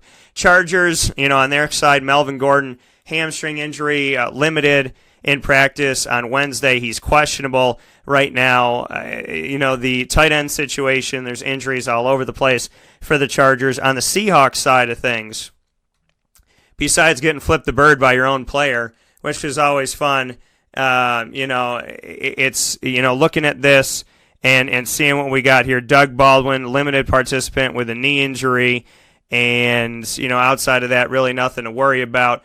So, I'll start with the Chargers, the road team, as I always do. I think Philip Rivers is worth the play in this game. I think, if Melvin Gordon is good to go, then look to him. Keenan Allen in this one as well. Tyrell Williams, not a bad wide receiver, low end 2, high end 3, flex guy for you. Not a big fan of the tight ends and what they have going down there. And then as far as Seattle goes, I would say, Russell Wilson is worth the play, but I would edge out Philip Rivers above him a little bit. Chris Carson, if you want to throw him out there, I think he's a flex guy, and I'm really not a big fan of the receivers that they have. Nick Van Ed, he might be able to get you a score, but he is, he's an option at tight end that'll be interesting to see. We'll take our final step aside for a fast break. I'm going to go with the Chargers in the game. We'll do our trio when we get back. This is a wake-up call, fast break. Consistency is, consistently hard to find, unless you head to 119 East 2nd Street in East Syracuse, New York, the home of the Pen and Trophy Center, who has been serving us Central and Upstate New Yorkers, as well as beyond, for decades. The Pen and Trophy Center on 119 East 2nd Street in East Syracuse, New York, gives you an amazing and unique way to customize a memory today. Say it with the Pen and Trophy Center. Be it an Employee of the Month award, a sports award, something for your business, engraving for your family, your loved ones, anniversaries, birthday parties, and so much more, including remembering somebody who served in the military. Say it with the Pen and Trophy Center. 119 East 2nd Street in East Syracuse, New York. The definition of consistency is Pen and Trophy. Browse their products on penandtrophy.com. That's penandtrophy.com, and call them for more information at 315-422-8797. That's 315-422-8797. The Wildcat Sports Pub in Camillus, New York is located on 3680 Milton Avenue in the Home Depot Plaza. It is your family-friendly sports bar and restaurant. Folks, some sports bars aren't family-friendly. Some family-friendly restaurants are not sports bars. The Wildcat Sports Pub in Camillus, New York is proud to be both. It is that marriage that you've been looking for years. The Wildcat Sports Pub is your home base for your sports bar and restaurant needs, games for the kids, indoor and outdoor activities, and enough things on the menu to come back every single week and get to try something new. They're open Sundays from noon to 8 p.m., Monday through Wednesday, 11 a.m. to 11 p.m., and Thursday through Saturday from 11 a.m. to midnight. For reservations and party information, call 315-487-2222 for the Wildcat family-friendly sports pub and restaurant.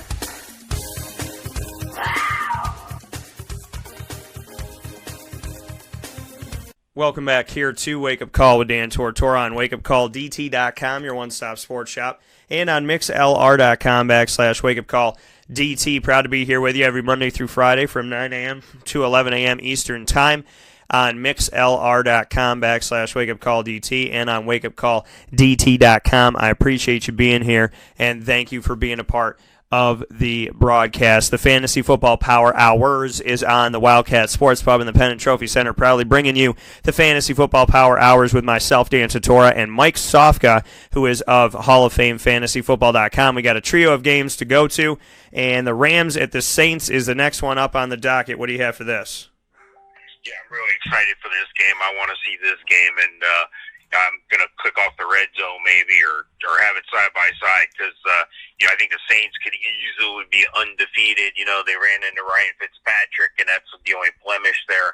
And I think there's going to be a lot of fantasy points scored in this one because Drew Brees is capable of keeping up with the Rams' pace, I think. It's just a matter, is his defense going to get one or two stops to help him out? When you talk about the Rams, you got to go Todd Gurley. He's arguably the top player in the game. He's dynamic. He's on the field all the time. He gets all the touches and targets from the running back position within reason. I mean, they try to spread that out a little bit, but it's all him. It's all the Todd Gurley show. And Jared Goff complements that very well. Number 7 quarterback on my ranking against a kind of soft New Orleans defense, especially in the secondary. Jared Goff is an outstanding quarterback, or is it the talent around him? Is it the fact that he's got these other playmakers like a Robert Woods and a Brandon Cooks? Both guys you can start. Robert Woods is the number 1 there. Don't let anybody fool you. He's number 6 ranked wide receiver on my rankings this week. And Brandon Cooks number 17. You would have thought he'd be the number 1 guy. He's not. And Cooper Kupp might be back from the concussion. They're looking for him to check in as a flex play, maybe a wide receiver 3. He's a playmaker. I like him a lot, but fresh back from the injury, I'm not sold as much. So on the other side of the ball, I think that New Orleans is going to have to get some plays. I think guys like a Ben Watson are going to have to step up. He checks in as number 14 tight end this week. And I think Michael Thomas is absolutely going to step up, number 3 receiver for me this week. And, he seems to be the guy. However, Traquan Smith's been sneaking up there, so watch out for a Traquan Smith. He's still available on a waiver wire in a lot of places, but when you talk about New Orleans, it's all about Alvin Kamara and Mark Ingram. Alvin Kamara is like number 4 on my rankings this week. Mark Ingram's number 17, but still, it's those 2 guys, and they're, of course, led by Drew Brees. Drew Brees, outstanding career, still outstanding for his age, number 9 quarterback this week. I look for an exciting game. I look for a lot of fantasy points in this game, and I think that the Saints are going to win this one at home and put the first blemish on the Rams' record. Saints they're playing spoiler to a lot of people. Going into Minnesota is not an easy thing to do, so you got the Saints, and, Mr. Sofka, I got the Saints in this one too. And, the Rams are a good team, and Rams are definitely gonna they're gonna set this up, and they're gonna. This is so hard for me. It really is. I mean, the Rams are a good team. The Rams are undefeated. They're the only undefeated team out of 32 franchises in the NFL in America, but the Saints are on something, right now. They are on a mission, and they are playing extremely well, and I have a lot of respect for what they're doing. And, I was like, can they play spoiler to Minnesota in Minnesota? And they did. And I know the Rams are better than Minnesota, but this is another opportunity which could set up for the rematch, right? The Saints, whoever beats whoever in this game, there's going to be that rematch potentially in the NFC Championship game.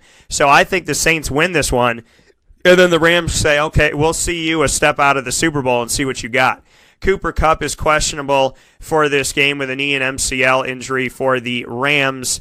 And outside of that, outside of the people already on injury reserve, nobody to be too concerned with fantasy-wise. For the New Orleans Saints, Michael Thomas questionable with a shoulder injury. Cam Meredith questionable with a knee injury.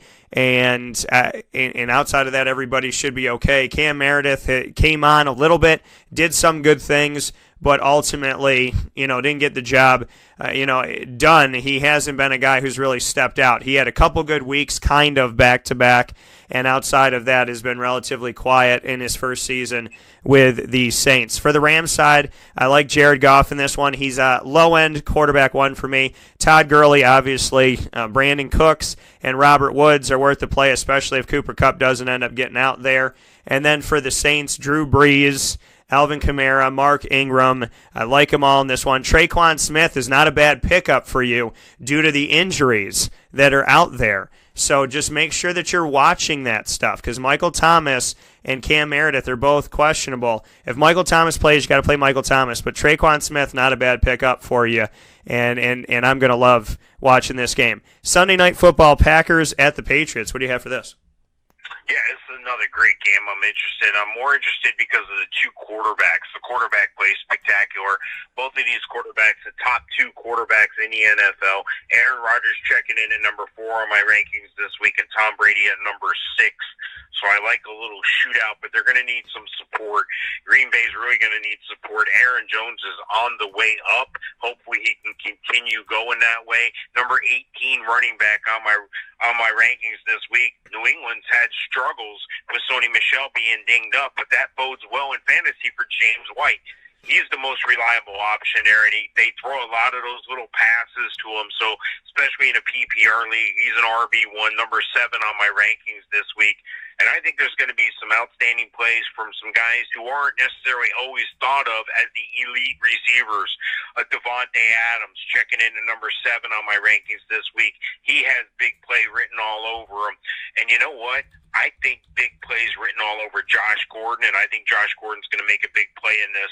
I like Josh Gordon for a big play, but you can't count on that. So I got him as a wide receiver 3 this week. Julian Edelman's the number 1 receiver there, and he's probably going to be a guy that you're going to want to look for as a low-end 1, high-end 2, and tight end. Rob Gronkowski, he's definitely always worthy of a tight end 1 designation, although it's been inconsistent. I think he's been dinged up, and I think call playing hasn't dictated certain things, certain ways for him. But I think Gronkowski, overcoming the back injury, I think he's worth a play definitely as an RB1. He's not the top tight end anymore, but he's worthy of top tight end consideration, number 3 on my rankings. And then when you look at tight end on the other side, Jimmy Graham's been on the way up. He's checking in at number 7. And I like what's been going on in Green Bay. Randall Cobb coming back, Geronimo Allison coming back, Valdez Scantling. I think there's going to be some exciting points scored in this game, both in real time and for fantasy players. But you know what? I got to go with the Evil Empire. I always go with the Evil Empire, especially when they're at home. You got to pick the Patriots in this one. The Evil Empire that it is. I'm going to go with the Patriots in this one as well. They started off floundering, and everybody wondered, are they bad, and are they going to be able to get it done? and yada, yada, yada. And, that has been their MO. That has been the Patriots. That team that, makes you think, oh, they're probably down a little bit this year. They're probably struggling a little bit this year. But it's not. It's just a game because it is the evil empire, and they want you to think that they're not building the Death Star, but they're building a bigger and better one, and it's 10 times the size. That's just how they are. The Packers have a lot of injuries. Randall Cobb, hamstring, questionable. Jimmy Graham, knee, questionable. Equinemius St. Brown, love the name. Knee, questionable. Geronimo Allison, hamstring, questionable. All out there right now with the team.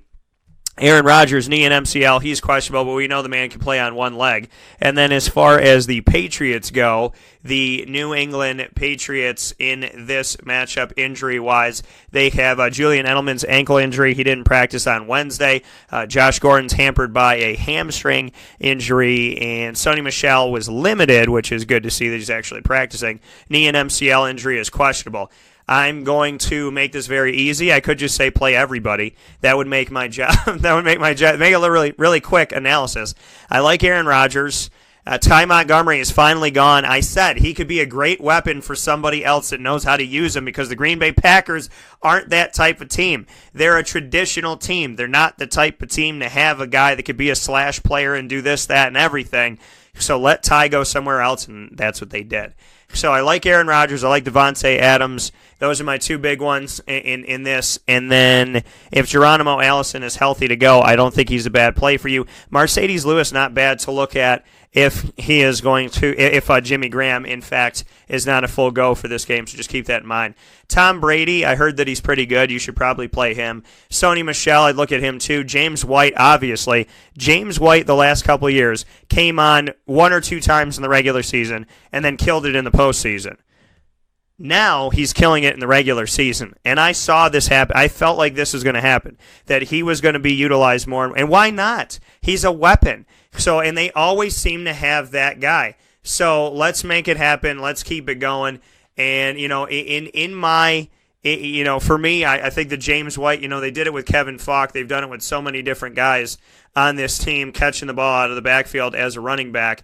So I'm going to give a lot of love to James White and say you should definitely put him out there for you in this game. And then Julian Edelman, if he's healthy to go. Josh Gordon, if he's healthy to go. Rob Gronkowski, you got to put Rob out there as well, even though I do think Travis Kelce is the best one out there when it comes to tight ends. I'm picking the Patriots. Titans at the Cowboys. Somehow this became a game that we have to watch on Monday night. How did it happen, Mr. Sofka? Well, that's because the venue, I think, more than anything, for the Cowboys. What do you think about this game? Yeah, I'm not going to watch it. I mean, it's going to be like tonight. You got two guys. You got Ezekiel Elliott, number 3 on my rankings this week, and Deion Lewis in a PPR league's worthy of RB2 consideration. Otherwise, I don't even have any of these guys rostered. I'm not interested in Dak. I'm not interested in Marcus Mariota. I'm not interested in the receivers. The one thing I am curious is how they bring Amari Cooper into the fold, how that pans out. But there's no tight ends. Corey Davis is inconsistent as a number 1. There's nothing to have there. There's nothing to have from Jonnu Smith. It's going to be boring. Maybe for the Amari Cooper factor. Maybe I'll have it on in the background and multitask. But Ezekiel Elliott and Deion Lewis, that's it. And, for the record, I'll take Dallas just because they're at home. Yeah, I'm going to take the Cowboys because they're at home as well. I mean, that's the only reason why this game's on Monday Night Football, or else it would be relegated to a dungeon somewhere where I think that maybe that's where it should be. I have no desire. I mean, how is this Monday night? Anywho, Delaney Walker's obviously still on injury reserve. There's nobody else to worry about with Tennessee. On Dallas's side of it, injury-wise, just to let you know really quick here, Jeff Swaim has a knee and MCL injury at tight end. He is questionable. So is Tavon Austin. Amari Cooper's concussion has left him questionable as well. Let's make this free and easy. Down the road we go. And that is to say, for Tennessee, consider Deion Lewis. Put him out there as a flex position player and have fun with that. I have nothing else to say. And Ezekiel Elliott. So I'm right there with you, Mike. There's not much to be had in this game by any stretch of the imagination. And I'm kind of I'm kind of questioning why this game ended up on Monday nights. But with that being said, this is your Week 9 fantasy football advice. Catch us with every single episode by going to wakeupcalldt.com and clicking on the fantasy football page, or scrolling down on the home page and clicking on the fantasy football logo helmet. You can also get the injury report and our predictions for each game by going to the fantasy football tab, and underneath the tab you'll find the injury report and the predictions. As always, Mr. Sofka, I appreciate it. Mike of Hall of Fame FantasyFootball.com. All of our stuff is on wakeupcalldt.podbean.com, the RSS feed, the iTunes podcast, TuneIn Radio, and on Podbean. You can get all that by going to wakeupcalldt.com and clicking on any one of those logos at the top of the homepage. In the meantime, I'll talk with you soon, Mike. God bless you as always, and thank you for all you do. Sounds great, Dan. Talk to you next time. All right, take care. And coming from Mr. Sofka, always appreciate the man, and I want to thank once again the Penn and Trophy Center and the Wildcat Sports Pub. To make a quick note here for everybody that is tuning in, make sure that you listen in on Friday. It is going to be a jam-packed show. There is so much stuff coming up this Friday, I can't even begin to there's so much on Friday's show. We're going to start off with the annoying moment of the week, proudly presented by Carvel DeWitt. Then after that, in the first hour of the show, we're going to get into the segment Significant Sound Bites, which will feature many different voices. Larry Fedora of North Carolina, Willie Taggart of Florida State, Dave Clausen speaking on Syracuse ahead of the Syracuse at Wake Forest game this Saturday. You're also going to hear my conversation one-on-one with Nykeem Johnson, and we talk about Lil Wayne, which is very fun because I love Lil Wayne and I like Uproar and Mona Lisa, who are on the Carter 5. You're also going to hear from Andre Schmidt, who is a semifinalist for the Top Kicker in the Nation Award. Andre Schmidt's going to be joining the show for the first time. All of those sound bites are going to happen, and maybe another special one. And then in the second hour of the show from 10 a.m. until whenever we decide to finish, you know the show is 9 to 11 Monday through Friday. Well, on Fridays, we go 10 a.m. to a question mark because I have Jordan Newman and John Newman, and we are bringing you Friday Morning Live, FML, on video and audio. You can watch us on Facebook Live by going to facebook.com/livenowdt and have some fun with that. So make sure that you do that. Make sure you're tuning in on Friday. God bless in the meantime. Be good to each other, be good to yourself, and know that even though you think right now that you can't defeat what's in front of you, I promise you that you will look back someday and go, not only do they make me better, stronger, and smarter, and build my knowledge and my wisdom, but I can handle 20 times that the next time around. Don't ever give up on yourself. Always bet on you, and know that God loves you. Have a great day, and I'll talk with you soon.